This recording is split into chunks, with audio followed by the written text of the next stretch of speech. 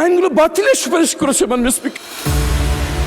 গুম খুন প্রতিরোধে তারেক রহমানের সরকার যখন আইনে কঠোর শাস্তি নিশ্চিত করতে চায়, ঠিক তখনই নতুন করে ষড়যন্ত্রে মেতেছে স্বাধীনতা বিরোধী অপশক্তি বাংলাদেশ জামায়াত ইসলামী।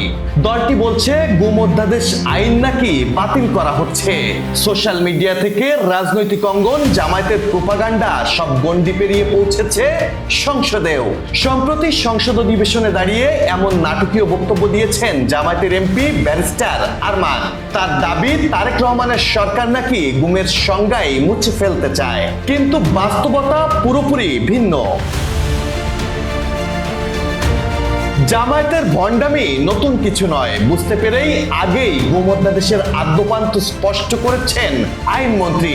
তিনি বলেছেন, বর্তমান অধ্যাদেশে গুমের শাস্তি মাত্র 10 বছর, যেখানে আন্তর্জাতিক মানদণ্ড অনুযায়ী এ অপরাধের শাস্তি সর্বোচ্চ মৃত্যুদণ্ড পর্যন্ত হতে পারে। সেই হিসাব মাথায় রেখেই গুম অধ্যাদেশ সংশোধনের উদ্যোগ নিয়েছে বর্তমান সরকার।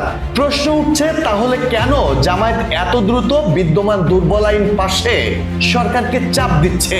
এটি কি আগামীতে গুমের বিচার ঠেকাতেই জামায়াতের নতুন কোনো খেলা, নাকি আইনের ফাঁক রেখে দেওয়ার কোনো অপকৌশল? অন্যদিকে জামায়াতের অপরাজনীতির কোনো তোয়াক্কাই করছে না তারেক রহমানের নেতৃত্বাধীন বর্তমান সরকার। সরকারের দায়িত্বশীলরা বলছেন, তড়িঘড়ি নয়, বরং গুম খুন রোধে আরো শক্তিশালী, সময় উপযোগী এবং কার্যকর আইন চায় তারা। অংশীজনদের সঙ্গে আলোচনা করে গুমের বিচার নিশ্চিত করাই এখন বিএনপির লক্ষ্য।